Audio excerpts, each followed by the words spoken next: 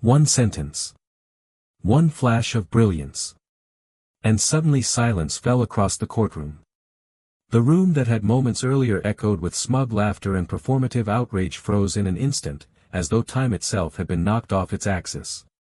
The cameras didn't need to zoom in, but they did, capturing the face of Representative Jasmine Crockett, steady and unflinching, eyes fixed with laser clarity on the man who had just tried to dismiss her. He had expected her to shrink, to flinch, to stumble. Instead, he got something far more devastating: truth, sharpened into a blade. Every ear strained to catch the aftermath of her words. Reporters lowered their pens. The gavel hesitated mid-air. And then nothing. Not a cough, not a shuffle, not even the rustle of papers. Just silence. Crockett sat poised, not gloating, not smiling, simply radiating the kind of calm that only comes from a lifetime of being underestimated and choosing, every time, to answer with brilliance instead of bitterness. In that instant, the entire room became a stage, and she the unlikely star. Her voice hadn't needed to rise, it carried weight by its sheer precision, by the irrefutable power of logic wrapped in dignity. Across from her sat the antagonist, cloaked in arrogance that now looked brittle, fragile, absurd. His face betrayed the shock of someone who had thrown a stone and watched it ricochet back with unrelenting force. The sneer had slipped. The mask had cracked. And in the gap between his bluster and her brilliance, America saw something rare, a truth that couldn't be ignored. It was more than a rebuttal. It was a reclamation. A declaration that intellect and respect were not gifts granted by power but forces that rose from within, undeniable and uncontainable. And while the villain sat silenced, it was another figure at the bench who felt the weight most deeply. Judge Ketanji Brown Jackson's eyes held a glimmer, subtle but unmistakable. A recognition. A respect. A silent acknowledgement. That brilliance, when wielded with courage, has the power to shift an entire room. But as that silence stretched on, almost unbearable in its intensity, one question hovered unspoken in every mind: if this was just the beginning, what on earth was coming next? The silence that followed Crockett's words wasn't just about the sting of a sharp rebuttal. It was about the breaking of a pattern. For years, in these high-stakes hearings, a familiar script had played out. The same voices dominated, the same arrogance set the tone, and the same dismissive glances were cast toward those who didn't fit the mold of power. In that world, brilliance was too often measured by pedigree, by privilege, by proximity to the status quo. And anyone who dared to challenge it, especially women of color, was treated not as equal, but as an inconvenience. That day, the stakes could not have been higher. Cameras were rolling, transcripts would be read, headlines were already half written in the minds of reporters. Every exchange wasn't just about the words spoken, it was about the cultural current underneath.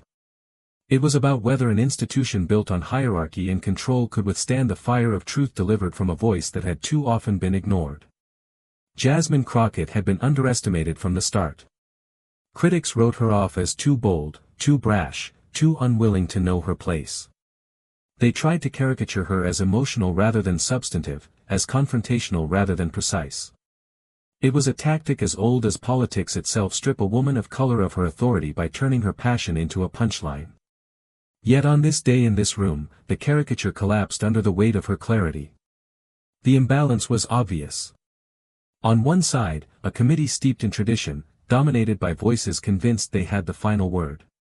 On the other, a congresswoman whose very presence challenged those traditions simply by existing, by speaking, by refusing to bend. That imbalance wasn't just visual, it was historical. It was centuries of power guarded by gatekeepers suddenly confronted with a voice they couldn't cage. And then there was the cultural moment outside those walls. America was watching in fragments, through screens, through headlines, through viral clips. Each word spoken in that chamber had the potential to echo far beyond it, to feed narratives of division or to spark movements of solidarity. Crockett's rebuttal wasn't just a personal defense, it was a mirror held up to a nation grappling with race, gender, and power. To her supporters, it was vindication. To her detractors, it was disruption. To the undecided, it was unforgettable. That is why her brilliance mattered so deeply in that instant. It was not brilliance for the sake of applause. It was brilliance that revealed how hollow arrogance looks when placed beside authenticity. It was the kind of brilliance that reminded Americans what representation is supposed to mean, not tokenism, not silence, but courage sharpened into advocacy.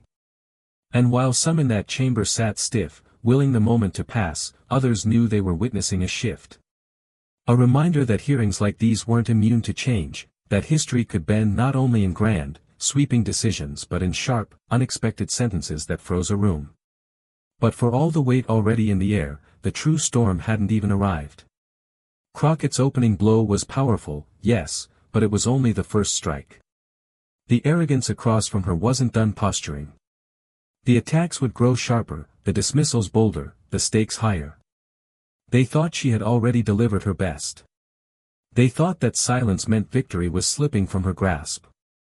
But if they thought she would stay silent, they had no idea what was coming. To understand the weight of Jasmine Crockett's moment, you first have to understand the figure who tried to silence her. He wasn't just another politician asking questions, he was the embodiment of an old playbook. The raised eyebrow, the smirk that lingered too long, the tone that managed to sound polite while dripping with condescension. This was the language of power when it doesn't want to get its hands dirty. He wielded coded insults the way others wielded policy points, each one designed not to enlighten the public but to diminish the person in front of him. From the very start, his questions weren't really questions at all. They were traps, woven with insinuations, crafted to put Crockett on the defensive. Every phrase carried an undercurrent: "You don't belong here." When she spoke, he interrupted. When she cited facts, he rolled his eyes. When she pressed back, he laughed, the kind of laugh that wasn't born of humor but of dismissal. It was a performance, meant for the cameras, meant to reaffirm the audience he thought was watching that he still held control. But the arrogance didn't stop at tone. His entire record was built on contradictions. Here was a man who preached about law and order yet defended chaos when it benefited his side. Who spoke of integrity but bent the truth until it splintered. He cloaked himself in patriotism, wrapping himself in the flag, but used that same flag as a weapon against anyone who dared challenge his worldview.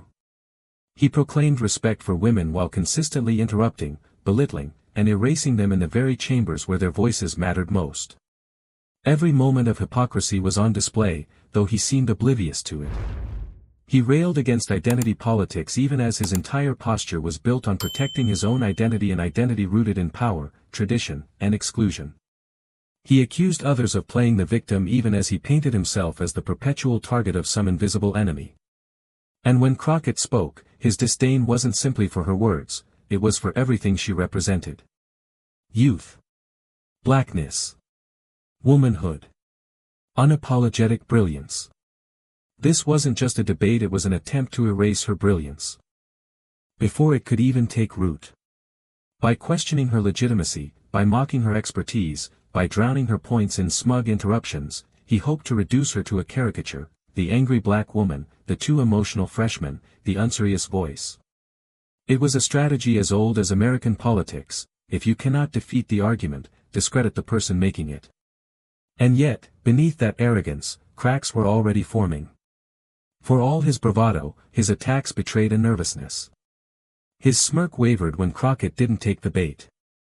His interruptions grew louder when she refused to lose composure. Every attempt to control the stage only highlighted how much control he was losing.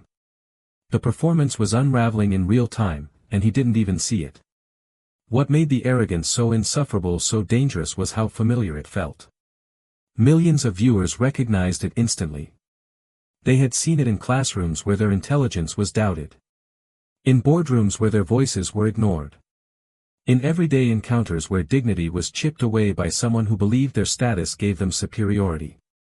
This wasn't about one congressman and one congresswoman. It was about a cultural script replaying itself on national television, until one moment threatened to break it. And that is why the stakes escalated with each exchange. The antagonist wasn't just fighting Crockett, he was fighting to preserve an old order. If she won the moment, if her brilliance outshone his bluster, then the myth he depended on, that arrogance equals authority, would collapse. The audience at home felt the tension. They knew what was at risk, and they knew what it meant to watch arrogance exposed. They weren't just rooting for Crockett to win an argument. They were rooting for her to dismantle a legacy of dismissal, to prove that Brilliance could not only hold its own but dominate against centuries of practiced condescension. And as the hearing pressed on, it became clearer, the antagonist had overplayed. His arrogance was no longer intimidating, it was embarrassing. His contradictions weren't hidden, they were glaring, his coded insults no longer landed as clever, they sounded desperate. All that remained was for Crockett to push, just once more, with the kind of precision that could topple the facade entirely, and when that moment came, the collapse would be heard not only in that chamber but before Jasmine Crockett ever set foot in Congress, before her words froze a chamber into silence. She was a young woman navigating a world that didn't make room for her. Kind of brilliance. Her path wasn't paved with privilege, it was carved through grit, through long nights of study, through doors slammed in her face and the relentless determination to push them open anyway. She grew up in Dallas, in neighborhoods where opportunity wasn't handed down but fought for, tooth and nail.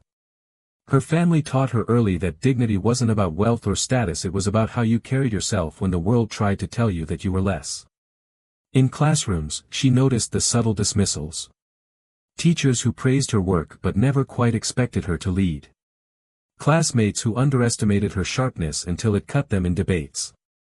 Each slight planted a seed of resolve. Law school wasn't easy, it wasn't just the academics, the endless case studies, the nights poring over precedent, it was the constant reminder that she was an outsider.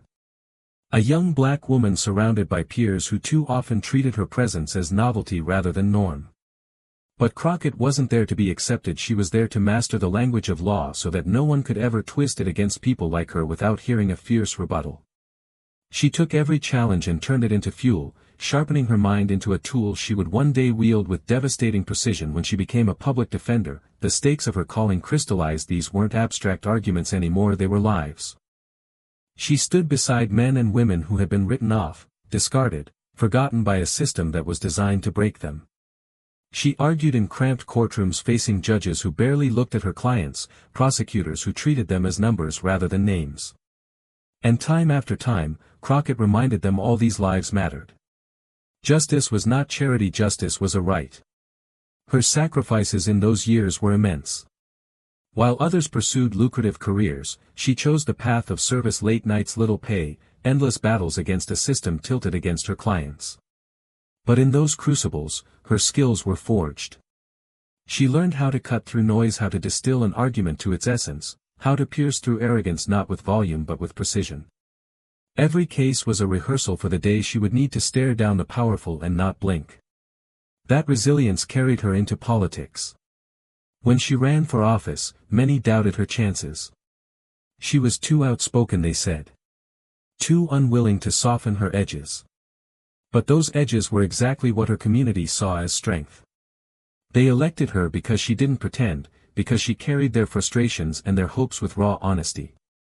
And when she arrived in Washington, she didn't leave those edges behind. She sharpened them. Her rise collided with another figure who had shattered ceilings, Judge Ketanji Brown Jackson. Jackson, calm and deliberate, had faced her own barrage of dismissals during her Supreme Court confirmation hearings. She had endured arrogance dressed as inquiry, endured attempts to reduce her brilliance to tokenism. Yet she responded not with fire but with composure, an unshakable reminder that brilliance doesn't need to shout. In Crockett, you could see the echo of Jackson, but also the evolution. Jackson's dignity had carved a path, Crockett's fire blazed down it. Together they embodied two sides of the same truth, that black women in America have always had to be twice as good, twice as sharp, and infinitely more resilient just to claim what should have been theirs all along: respect. The connection between them was deeper than admiration. When Jackson nodded subtly at Crockett's words, it wasn't just respect from a Supreme Court justice. It was recognition. It was a silent acknowledgement of shared struggle, the countless times each had been underestimated, dismissed, patronized, and of the courage it took to rise anyway. Jackson's brilliance had lit the stage, Crockett's brilliance set it on fire. For the audience watching, Crockett's backstory was more than biography. It was a reflection. Immigrants saw the sacrifices of leaving everything behind to give their children a chance. Young women saw the sharp edges they were told to sand down become the very tools of survival. Black Americans saw their daily battles against dismissal mirrored in the dismissals Crockett endured and dismantled. Her story wasn't just hers, it was collective. And so, when she sat in that chamber, her words weren't carried by her voice alone, they carried the weight of every courtroom where she had fought for justice, every classroom where she had been underestimated, every community that had invested their trust in her. They carried the weight of ancestors who had dreamed of such a moment, who had spoken truth in whispers so that she could one day shout it in halls of power. All the arrogance across from her, all the attempts to erase her brilliance, met not just a single congresswoman but the sum of her struggle.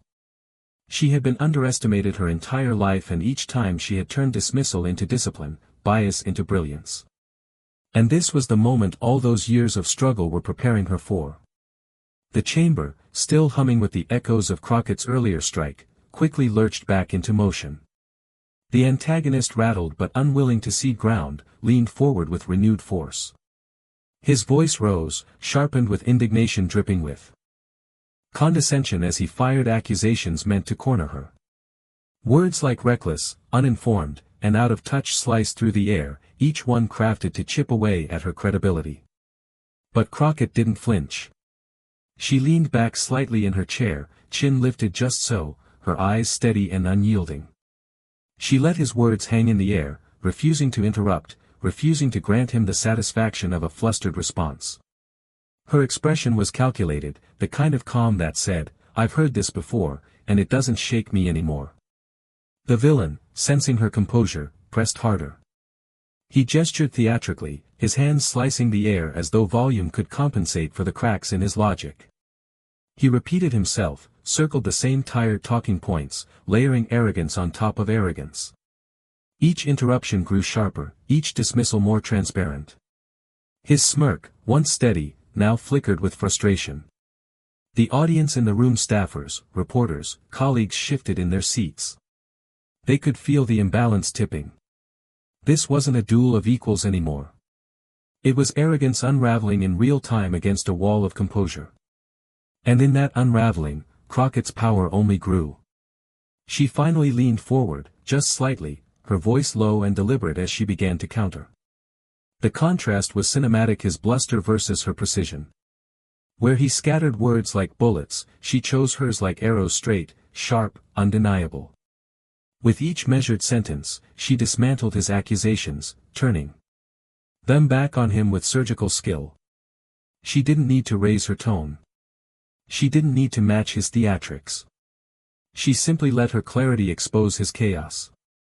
Still, he refused to yield.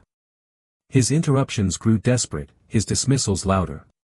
He cut across her mid-sentence, trying to drown her out. Yet every time he did, it revealed what he feared most, that her brilliance was stronger than his bravado. His voice cracked once, just enough for those listening closely to catch it. And with that crack, the mask of untouchable arrogance began to slip. Meanwhile, Crockett remained poised. She paused deliberately after each interruption, refusing to be rushed. She looked him in the eye, unblinking, the silence between their exchanges more powerful than his longest tirade. Even as he tried to dominate, it was clear to anyone watching, he was losing. The cameras caught it all, the tightening of his jaw, the restless shuffle of his papers, the sweat beading at his temple. This wasn't control. This was collapse disguised as outrage. And Crockett, with her measured patience, was making sure the collapse was visible to everyone. Every second of the exchange felt like a countdown, tension building toward the inevitable. The villain's arrogance had peaked, but his composure was cracking under the weight of his own excess. Crockett, steady and calculating, was waiting for her moment, the precise instant when a single line could cut deeper than all his insults combined. The nation watched, breath held, waiting to see whether she would break or whether she would deliver the blow they hoped for. And then, with the nation watching, she struck. The moment came not with a shout, but with a pause. Jasmine Crockett let the chamber breathe for a beat, long enough for the weight of the antagonist's arrogance to settle in the air, long enough for the cameras to catch the twitch of his jaw, the tapping of his pen against the table. Then she leaned forward, and her voice steady, measured, precise, cut through the noise like glass breaking in a quiet room. "Let's be very clear," she began, her tone carrying the calm authority of someone who knew she was about to dismantle every falsehood laid before her. "What you just said is not only wrong, it's insulting to every American who expects truth from this chamber." The words landed heavy. There was no bluster, no raised volume, only the sharp confidence of a woman who had prepared her entire life for this stage.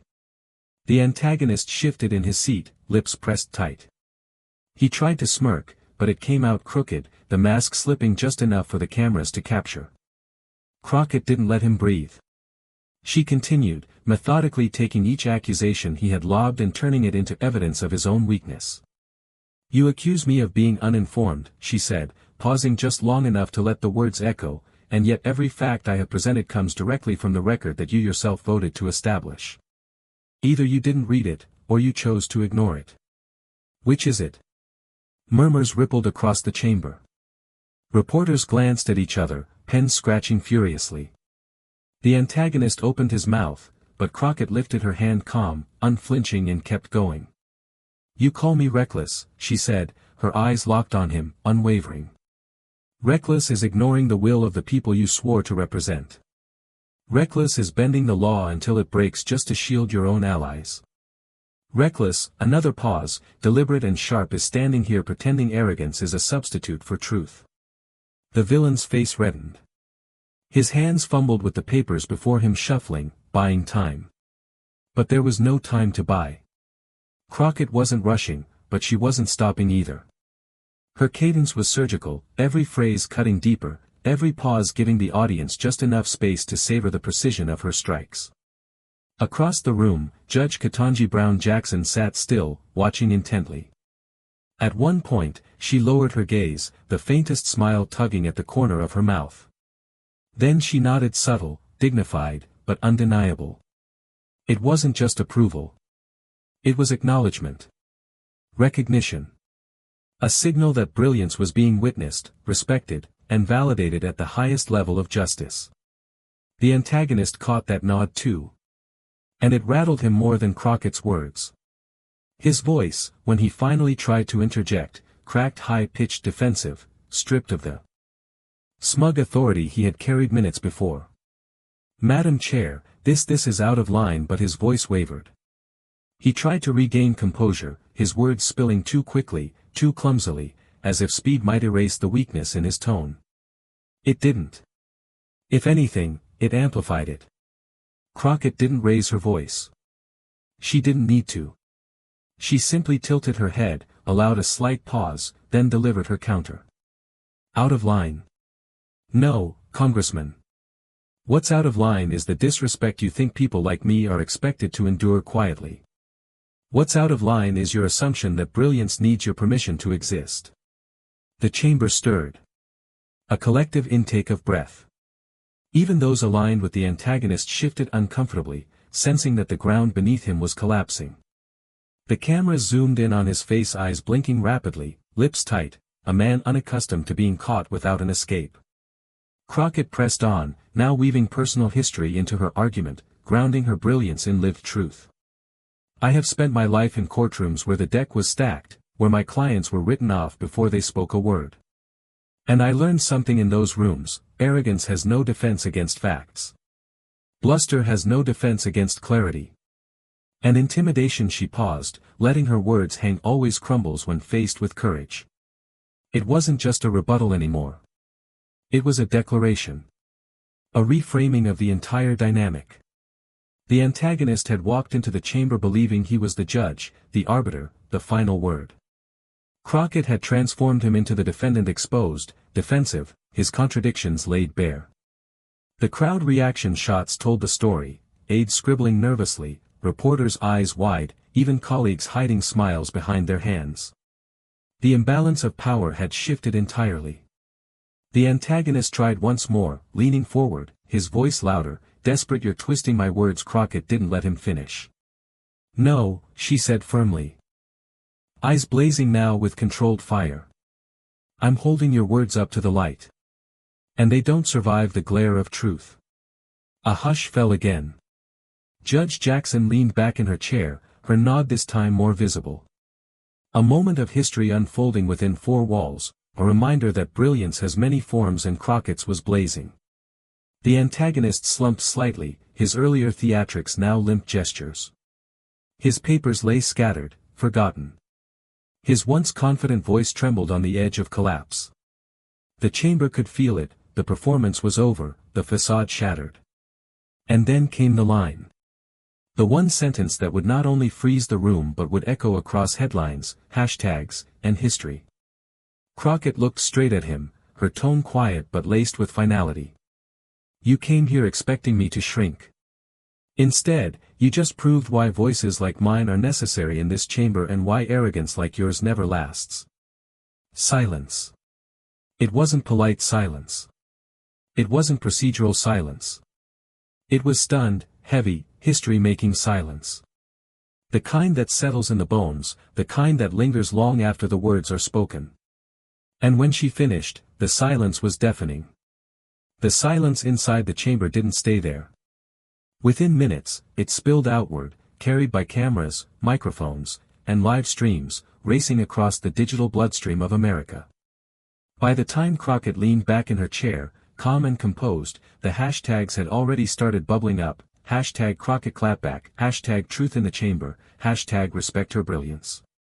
On Twitter now X clips of her knockout line spread like wildfire. One video, captioned simply, "She ended him in 10 seconds flat," had 1 million views before the session even adjourned. Another, set to dramatic orchestral music, played her words on a loop, each pause and each glare replayed with cinematic weight. TikTok stitched her rebuttal into parodies, remixes, and motivational edits. One creator layered her voice over training montages. Another framed her words as advice to every young woman entering a male-dominated workplace. The reach was explosive, but the deeper current was unmistakable. People weren't just entertained. They were vindicated. News anchors joined in, their tones half sober, half thrilled. MSNBC replayed the takedown on a split screen, comparing Crockett's calm precision with the antagonist's fumbling defensiveness. CNN analysts called it a rare moment of political clarity. Even outlets that usually ignored or dismissed her couldn't resist the drama. They replayed the silence, those few seconds when no one dared speak, over and over again, as if it were a national event. And for millions watching, it was. For the everyday American immigrants, workers, women, young activists, people of color, it wasn't just Crockett's words that mattered. It was what they symbolized. In her clarity, they saw themselves, underestimated, talked over, dismissed, but still capable of turning the room upside down with one moment of brilliance. Twitter threads filled with messages like, "This is what representation looks like. She said what we've all wanted to say. For once, I feel like they heard us." The validation was emotional, visceral. Families texted clips to each other late into the night. Teachers played her speech in classrooms. College students argued about it in dining halls, replaying the video between laughs and gasps. Millions felt something rare in politics seen. But the other side scrambled. The antagonist's allies rushed to spin excuses, insisting he had been taken out of context or rudely silenced. Right-wing pundits clutched for talking points, their frustration almost comedic as they tried to reframe a defeat too obvious to deny. Their words rang hollow, especially against the viral videos that refused to let the public forget the look on his face when his composure cracked. The more they explained, the more desperate they sounded. The contrast couldn't have been sharper. Supporters of Crockett lifted her brilliance high, while her opponents scrambled through rubble, their bluster no match for the resonance of her truth. And in the midst of the noise, one image stood out, one that the social media whirlwind kept returning to. A single-frame Judge Ketanji Brown Jackson, seated with grace, giving the faintest nod of acknowledgement as Crockett spoke. It wasn't loud, it wasn't performative. But in a moment when millions were already cheering, that gesture was what cut deepest. Because if the crowd represented validation from the people, Jackson's nod represented validation from history. Clips of that nod began circulating on their own, gaining traction almost as quickly as Crockett's words. Commentators described it as a passing of the torch, an unspoken sisterhood, a recognition of brilliance from the highest bench in the land. For those who had long felt erased or silenced, it wasn't just a nod. It was a signal. And as the whirlwind built, one thought echoed across the nation: Crockett had not only defended herself, she had shifted the balance of respect. But the true validation came from a single gesture, one that spoke louder than words. When the noise of headlines, hashtags, and endless commentary is stripped away, what lingers from that day is not just Crockett's precision or her opponent's collapse. It is the stillness that followed, and the subtle, almost imperceptible nod from Judge Ketanji Brown Jackson. That single gesture reframed everything. It told the nation that what they had just witnessed was more than a debate, more than a clash of personalities. It was the recognition of brilliance that demanded respect, brilliance that could no longer be diminished by arrogance. For too long, the measure of credibility in American politics has been warped by privilege, volume, and entitlement. Those who shout loudest, who carry themselves with an air of superiority, often believe they can drown out those they dismiss. But on that day the equation was rewritten. Authority did not come from bluster, it came from clarity. Power did not come from arrogance, it came from truth. Respect was not commanded by force, it was earned by brilliance. Judge Jackson's nod reminded everyone watching that brilliance has no single face, no single accent, no single background. It can come from the courtroom or the classroom, from the immigrant's child or the worker's daughter, from voices that America has too often tried to push to the margins. And when brilliance is recognized, it has the power to redraw the lines of who belongs at the table. The moment became more than Crockett versus her antagonist. It became a mirror for the country itself. Which America do we want to be, the one that sneers, interrupts, and belittles, or the one that listens, acknowledges, and uplifts? The chamber may have frozen in silence, but beyond those walls, a deeper current was moving, the yearning for dignity, the demand for fairness, the recognition that respect is not charity, it is justice. Crockett's takedown was not just about one exchange, it was about the possibility of a politics where underestimation no longer defines the outcome. It showed that even in the most hostile arenas, brilliance can pierce through noise and distortion, leaving truth undeniable. And Jackson's quiet validation turned that truth into legacy. For millions watching, the lesson was clear. Brilliance endures. Arrogance collapses under its own weight. And when those in power finally acknowledge it, even with something as small as a nod, it signals that change is not only possible, it is already happening. This is the promise of America at its best, not an arena where might makes right, but where truth, intellect, and dignity are honored. It is a reminder that respect is not optional, it is foundational. The nation cannot move forward by silencing brilliance. It can only move forward by recognizing it, nurturing it, and letting it lead. That day arrogance crumbled. Brilliance endured. Judge Jackson respected Jasmine Crockett's brilliance, and America will never forget that frozen moment. It wasn't just courtroom drama, it was a shift in the way respect is demanded, not begged for. A single exchange revealed how arrogance can falter and how truth, when spoken with clarity, can silence even the loudest voices. For millions who watched, it wasn't just Crockett's victory. It was validation. Validation that intelligence, dignity, and courage can cut through hostility. Validation that brilliance cannot be erased, no matter how many times it is interrupted or dismissed. That's why this moment matters, not only for politics, but for every space where underestimated voices are told to sit quietly. And here's where you come in. Share this story. Share it because dignity and brilliance must echo louder than arrogance and dismissal. Share it because moments like this remind us of what America can stand for when justice, equality, and respect win the day. If this resonated with you, don't let it fade into silence. Subscribe to this channel, leave a comment with your voice, and share this video so the story of courage continues to trend, to inspire, and to remind us all what we're fighting for. Together, we make sure brilliance is not ignored but amplified. One room froze in silence, but one nation found its voice.